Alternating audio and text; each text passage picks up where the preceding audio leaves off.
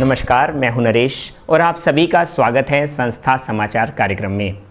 आज हम बात करें कि किस प्रकार से लोगों के मन में संस्कृति और संतों के विरुद्ध आज एक विषैले बीज से बोए जा रहे हैं।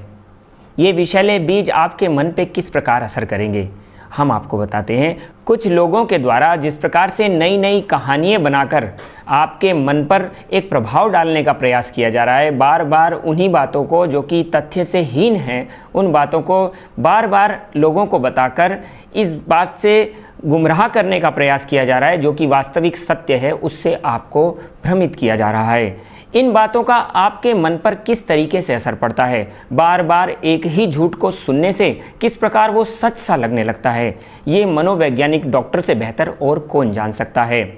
ऐसी ही मनोवैज्ञानिक डॉक्टर शिल्पा अग्रवाल ने इस बात को बहुत ही गहराई से समझाया है।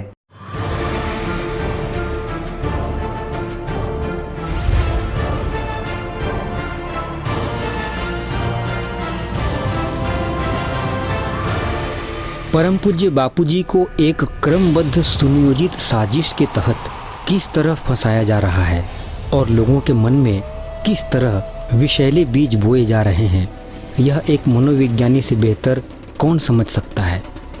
हिंदू संस्कृति के एक मजबूत स्तंभ को किस तरह तहस नहस करने की साजिश हुई है, किसे मोहरा बनाने से लोगों के मन पर कुप्रभाव डाला जा सकता है, इसे भी स्पष्ट कर रही हैं गोंदिया की मनोवैज्ञानी डॉक्टर शिल्पा अग्रवाल। संत श्री आसाराम जी बापू के लिए इस समय जो मैटर चल रहा है, रादर जो कॉन्स्पिरेसी चल रही है, उसको किस तरीके से प्री प्लान किया गया है साइकोलॉजिकल एस्पेक्ट्स को रखते हुए, ये एक साइकोलॉजिस्ट होने के नाते मैं आपके साथ में शेयर करना चाहती हूँ। एक डायग्रामेटिक रिप्रेजेंटेशन मैंने यहाँ पर बनाया है, कुछ 8 मेन पहलुओं को उजागर करते हुए, जो कि आपको समझने में मदद करेंगे कि क्या क्या चीजों को किस तरीके से यूटिलाइज किया जा रहा है ताकि ये एक प्रभावशाली तरीके से साजिश को सच का रूप दिया जा सके। इस पूरे षड्यंत्र में सबसे पहला पॉइंट है टारगेट पॉपुलेशन, अर्थात किसे लक्ष्य बनाया जाए।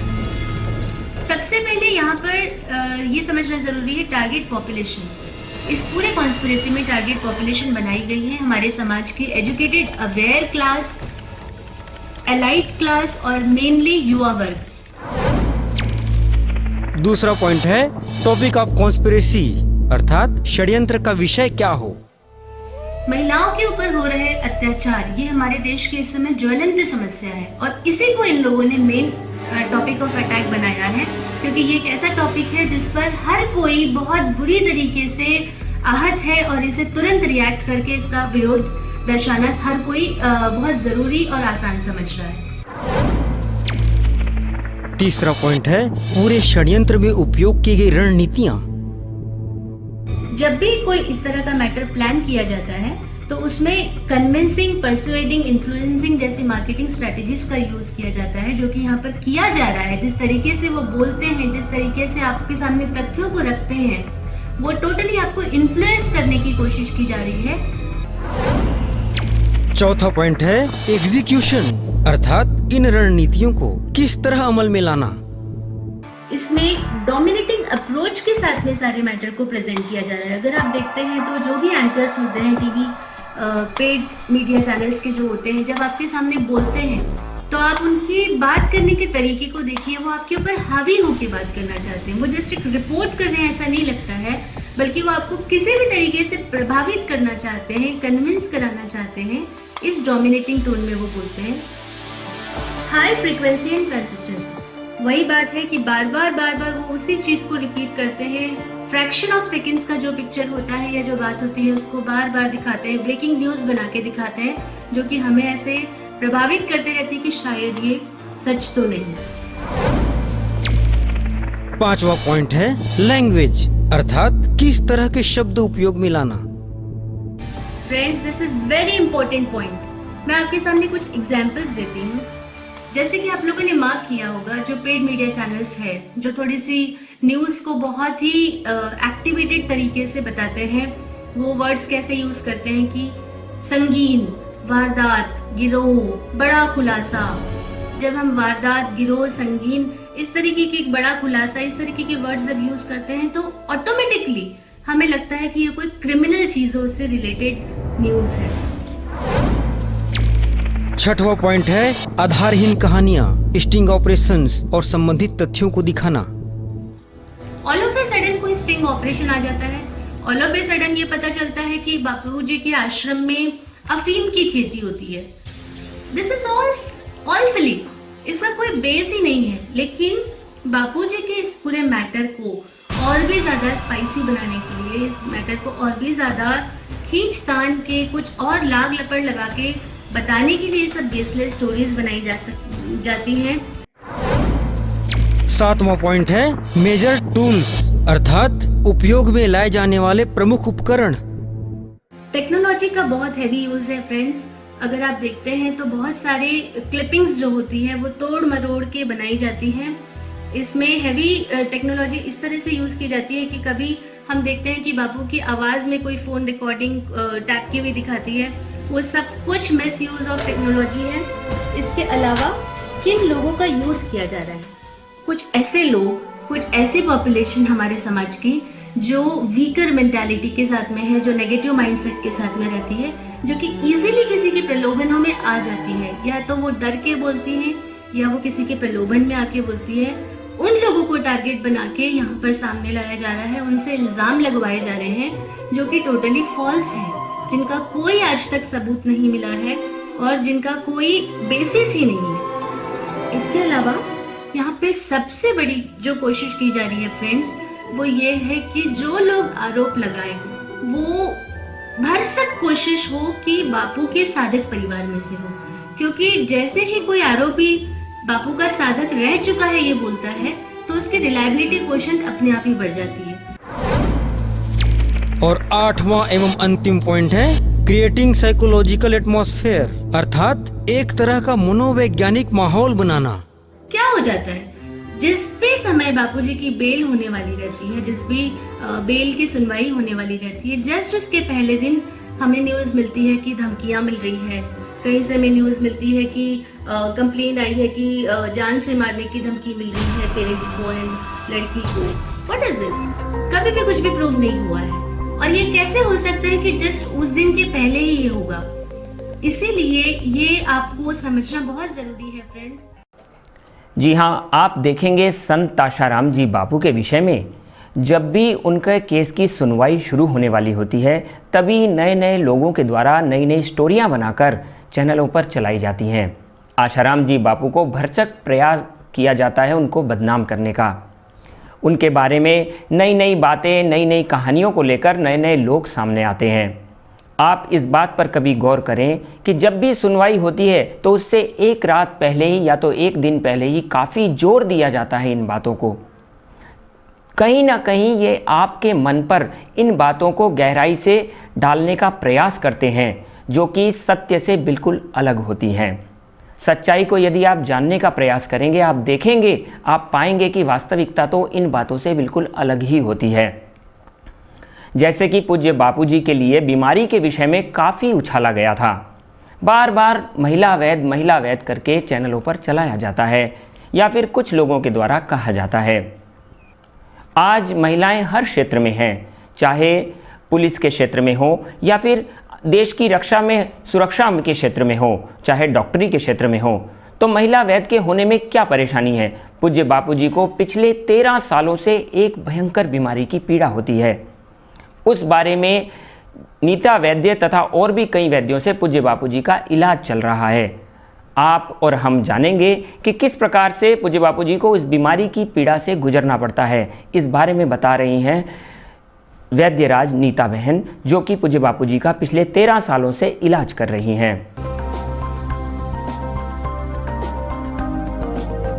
ए टू जेड से एक खास मुलाकात में आश्रम के वैद्य नीता बहन ने ऐसे कई पहलुओं पर प्रकाश डाला जिसे पेड मीडिया तंत्र ने कभी दिखाना उचित नहीं समझा। बापूजी की बीमारी के बारे में कुछ बताइए कि बापूजी को क्या बीमारी है और कब? बापूजी को लगभग पिछले 13 से 14 वर्षों से सिर के दाहिने हिस्से में इस तरफ भयंकर पीड़ा होती है। सतत घूमने से, जागरण से, सतत संभाषण से अथवा जलवायु के परिवर्तन से ये पीड़ा कभी कभी भयानक रूप लेती है। इसे मॉडर्न मेडिसिन में ट्राइजेमिनल न्यूरैल्जिया कहा गया है। ट्राइजेमिनल नर्व ये एक 5th क्रैनियल नर्व है जिसके 3 ब्रांचेस है, एक मैक्सिलरी, दूसरी मैंडिबुलर और तीसरी ऑसिपिटल। तो ये इसकी 3 शाखाएं होने के कारण इसे बोली भाषा में त्रिनाड़ी भी कहा जाता है। और चूंकि यह दर्द इस नाड़ी से संबंधित है तो इसे बोली भाषा में त्रिनाड़ी शूल कहा जाता है। आयुर्वेद ने इसे अनंत वात कहा है और इसकी जानकारी अगर आप आयुर्वेद से लेना चाहे तो चरक संहिता, माधव निदान और अष्टांग संग्रह में शिरोरोग नामक प्रकरण में विस्तृत जानकारी आपको इसकी मिल सकती है। और बाकी मॉडर्न मेडिसिन में ट्राइजेमिनल न्यूरैल्जिया इतनी वेल नोन बीमारी है कि कोई भी न्यूरोलॉजिस्ट अथवा न्यूरोसर्जन अथवा आपके ये जो वेबसाइट्स है इस पर आपको इसकी जानकारी मिल जाएगी। नीता जी, जैसा कि जोधपुर पुलिस ने बापूजी के टेस्ट कराए हैं और जोधपुर पुलिस का ये दावा है कि जितने भी टेस्ट बापूजी के हुए हैं वो सब उनकी रिपोर्ट्स जो हैं वो पॉजिटिव रिपोर्ट्स हैं, मतलब उसमें ऐसा कुछ नहीं है कि जो ये साबित करे कि बापूजी बीमार हैं। तो आप इस पे क्या कहना चाहेंगे? देखो, जब हमने ये याचिका न्यायालय में दाखिल की थी तभी मैंने न्यायाधीश से निवेदन किया था कि ये बीमारी किसी भी प्रकार के MRI अथवा CT स्कैन के द्वारा सिद्ध नहीं की जा सकती। तो उन्होंने मुझसे पूछा था कि क्या इसके लिए मेडिकल बोर्ड की स्थापना की जाए। मैंने कहा था अवश्य करें। तो उस मेडिकल बोर्ड में जो न्यूरोलॉजिस्ट थे, न्यूरोसर्जन्स थे, जो भी उन्होंने प्रस्तुत किए होंगे, तो वो लोग भी ये निश्चित रूप से जानते हैं कि MRI से इसका डायग्नोसिस नहीं किया जाता। इसका जो दर्द है वो सिर के एक अथवा दोनों तरफ, आंख के पास टेम्पोरल रीजन में अथवा दांतों के डीप रूट में अथवा सिर के आगे के और इस लैटरल हिस्से में साइड की तरफ उठता है। तो जब ये दर्द यहाँ उठता है तो पेशेंट स्वाभाविक पहले तो डेंटिस्ट के पास जाता है। काफी समय तक तो डेंटल उपचार चलते हैं। जब डॉक्टर्स एक्सरेज वगैरह निकालते हैं, रूट कैनाल के लिए आवश्यकता है कि नहीं देखते हैं, तो पता चलता है कि it's not related with, it's not a dental case. फिर वो न्यूरोलॉजिस्ट के पास रेफर करते हैं। न्यूरोलॉजिस्ट अपने तरीके से इनकी इन्वेस्टिगेशंस करते हैं। जब उसमें भी पकड़ में नहीं आता तो कुछ ऐसी मेडिसिन दी जाती है स्टेप बाय स्टेप, और जब उस मेडिसिन का प्रभाव देखा जाता है तो धीरे धीरे डॉक्टर ये निश्चित करते हैं कि इन्हें ट्राइजेमिनल न्यूरैल्जिया ये बीमारी हो सकती है। ओके, तो ये इसका एक तरीका है डायग्नोसिस का। बापूजी के जो जोधपुर में इन्वेस्टिगेशंस हुए उसमें केवल एक MRI की जांच करवाई गई और ये कहा गया कि बापू को इस प्रकार की कोई पीड़ा नहीं है, जबकि मैं जानती हूँ पिछले 13-14 वर्षों से ये पीड़ा है और इसके कई प्रमाण मेरे पास है। आपके पास क्या ऐसे पुख्ता सबूत हैं जो आप कह सकते हैं, दावा कर सकते हैं कि हाँ बापू बीमार है और लंबे समय से बीमार हैं और ट्रीटमेंट में? हाँ, एक तो मेरे पास मुख्य प्रमाण पत्र है अहमदाबाद के राज्य वैद्य धनशंकर गौरी शंकर जी का। अच्छा, इसके अतिरिक्त जो दिल्ली के डॉक्टर बैनर्जी है, बहुत ही विख्यात होम्योपैथिक चिकित्सक है, इन्होंने 2 जुलाई 2013 मतलब जस्ट 2 महीने पहले ये प्रिस्क्रिप्शन दिया है और इनकी चिकित्सा पिछले 6 से 7 वर्षों से स्वामी जी लेते हैं। बापूजी ने कहा था कि मुझे त्रिनाली शूल एक बीमारी है वो है। इस पे पुलिस का और अन्य लोगों का ये कहना था कि त्रिनाली शूल नाम की तो कोई बीमारी नहीं है। तो आप इस पे क्या टिप्पणी देना चाहेंगे? देखो, मैंने जैसे पहले ये बात आपको स्पष्ट की थी, फिर से कहती हूँ कि ये 5th क्रैनियल नर्व जो है जिसे ट्राइजेमिनल नर्व कहा जाता है, इसकी 3 शाखाएं हैं, ऑसिपिटल, मैक्सिलरी और मैंडिबुलर। तो इन 3 शाखाओं के कारण इसे त्रिनाड़ी कहा जाता है और ये दर्द उस नाड़ी से संबंधित होने के कारण इसे त्रिनाड़ी शूल कहा गया। और उन्हें जो पीड़ा है वो उन्होंने व्यक्त करने के लिए एक शब्द का आधार लिया है। वो शब्द एक पुराना बोली भाषा का शब्द है, प्रचलित शब्द है। अब वो शब्द अगर मीडिया वाले नहीं जानते, जोधपुर के पुलिस नहीं जानते, न्यायालय नहीं जानती, राजस्थान के आयुर्वेद यूनिवर्सिटी नहीं जानती, जो बोर्ड में न्यूरोलॉजिस्ट नहीं आए थे वे नहीं जानते, तो इसका मतलब ये नहीं होता कि गुरुदेव को भी बीमारी ही नहीं है। आप उसे जानने का प्रयास करो और अगर आप में थोड़ी भी मानवता होती, अगर 75 वर्ष के संत को, जिसने पूरा जीवन समाज की सेवा में, मानव के कल्याण में, प्राणी मात्र के कल्याण में लगाया है, इस आयु में उन्हें इतनी तीव्र पीड़ा है और आपके समझ में नहीं आती, नहीं आ रही है, इन्वेस्टिगेशन से आप उसे नहीं समझ पा रहे हो, तो एक बार जो उनकी चिकित्सा पिछले कई वर्षों से कर रहे हैं डॉक्टर दलाल, डॉक्टर बैनर्जी, वैद्यराज राज्य वैद्य पंडित धनशंकर जी अथवा जिनकी सेवा में मैं हूँ, मुझसे एक बार पूछने का प्रयास करते, हम आपको पूरा विवरण दे सकते, सारे रिपोर्ट दिखा सकते। अच्छा, इस जो ये त्रिनाली शूल नाम की बीमारी है, इसमें कोई खास पीड़ा होती है क्या? मरीज अपने आप को किस तरह से मतलब महसूस करता है? क्या इसके लक्षण है? इसकी पीड़ा इतनी भयंकर है कि प्रसूति की पीड़ा भी इसके सामने कुछ नहीं। ये पीड़ा जब अति तीव्र रूप ले लेती है, जैसे कि शूटिंग पेन है, बोरिंग सेंसेशन है, जैसे किसी ड्रिलिंग मशीन से हम बोर करें तो जैसी होती है एक संवेदना, तो पेशेंट अपनी पीड़ा का वर्णन इस प्रकार से करता है। अमृत प्रजापति, उन्होंने कहा है कि बापूजी तो अफीम लेते थे और जेल में उन्हें वो अफीम नहीं मिल पा रहा है, तो उसकी वजह से वो परेशान है और वो बार बार पंचेड़ बूटी की मांग कर रहे हैं। और पंचेड़ बूटी जो है बेसिकली जो मध्य प्रदेश में इनका एक आश्रम है पंचेड़ में, तो वहाँ पे अफीम उगाई जाती है, उस अफीम को वो पंचेड़ बूटी कहते हैं और उस अफीम के लेने से वो ठीक हो जाएंगे, इसलिए वो पंचेड़ बूटी मांग रहे हैं। आप इस बारे में क्या कहना चाहेंगे? इस पंचेड़ बूटी की जानकारी मुझे मीडिया से ही प्राप्त हुई जी। इस नाम की कोई औषधि आज तक हमारे आश्रम में बनी नहीं है, ना हमने कभी बनाई है, ना बापूजी ने कभी खाई है। और जो बात उन्होंने कही कि पंचेड़ आश्रम में अफीम की खेती होती है, तो मैंने मध्य प्रदेश सरकार को ये बात कही कि वो अभी इस समय जाकर पंचेड़ आश्रम से इस प्रकार की खेती का नहीं, एक पौधा भी अफीम का मिले तो हमें सूचित करे।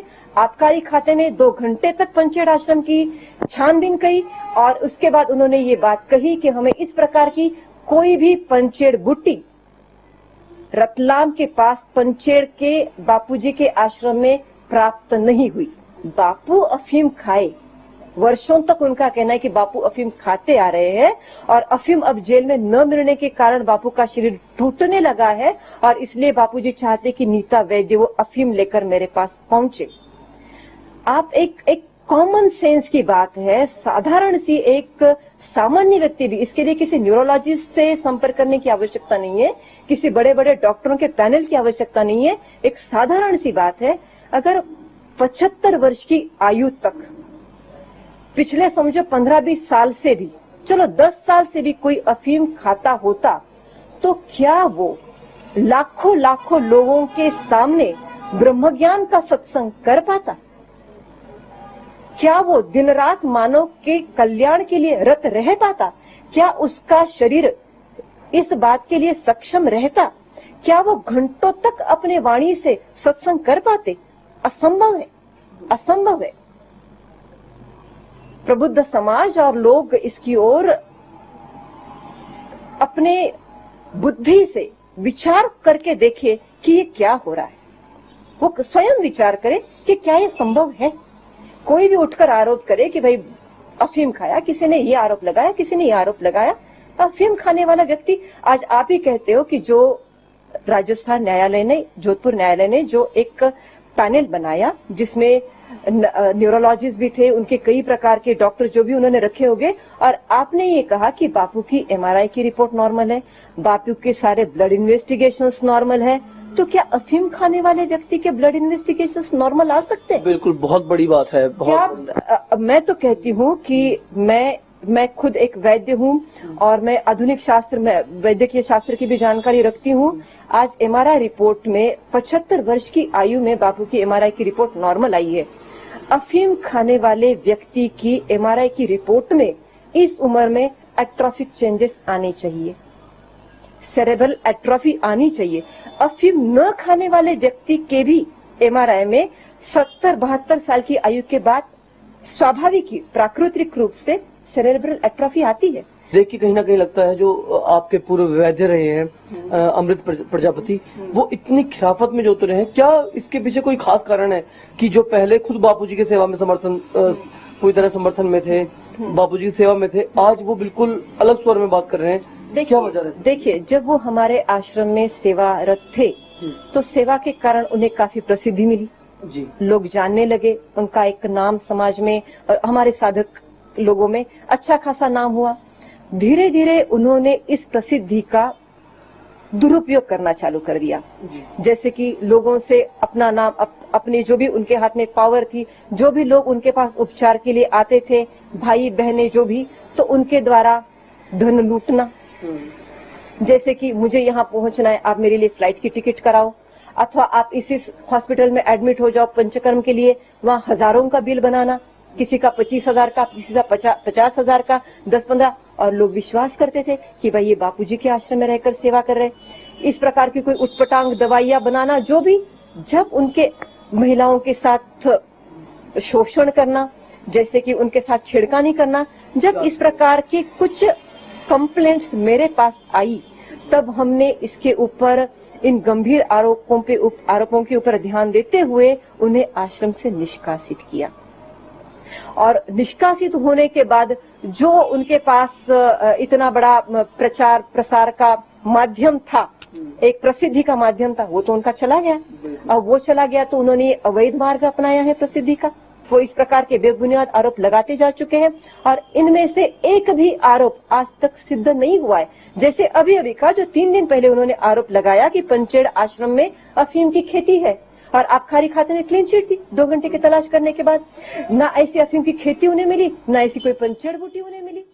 संत आशाराम जी बापू के केस के विषय में सुप्रीम कोर्ट के जाने माने वकील श्री राम जेठमलानी का क्या कहना है, आइए वो भी सुनते हैं।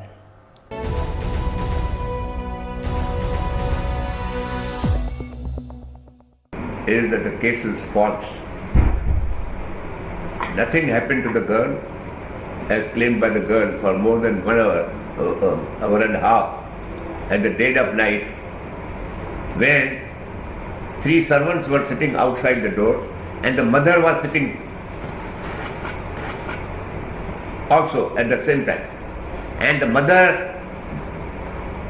had come there to accompany her own daughter and see what is happening. She heard nothing. Let us assume that she heard nothing. When the girl came out, after the alleged whatever she said was happening in the room, the mother met her. The mother and daughter went together. They met their father. They met their host, with whom they had dinner. They stayed there for the whole night. In the morning they had breakfast with them. Then the host provided a car, and nothing was complained to anybody. Now, on these facts, prima facie, the Swamiji is right, that the story is unbelievable. I am trying to persuade the court to grant him bail, so that he should collect further evidence as to why this false case has been instituted.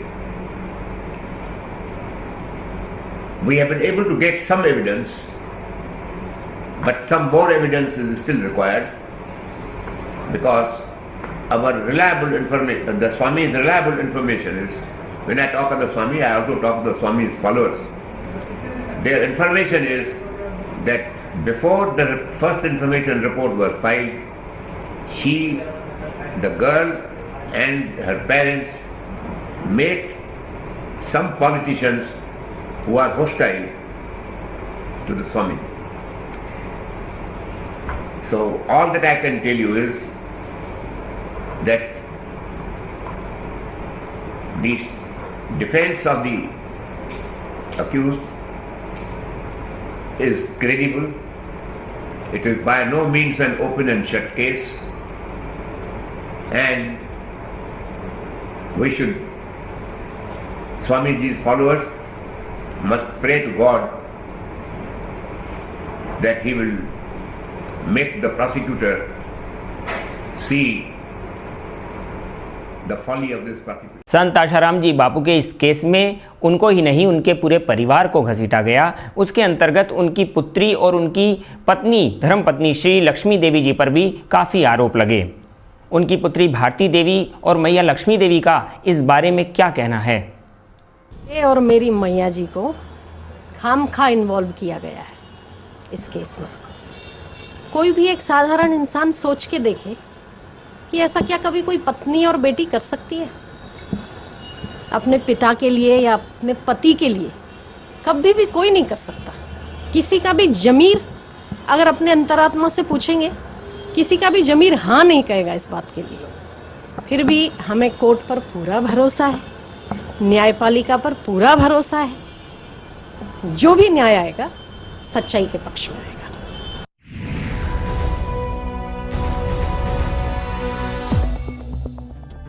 संत आसाराम बापू के ऊपर एक के बाद एक जिस तरीके से आरोप लगाए जा रहे हैं, उन्हीं आरोपों का आज जवाब देने के लिए हमारे साथ मौजूद हैं संत आसाराम बापू जी की धर्मपत्नी लक्ष्मी देवी जी।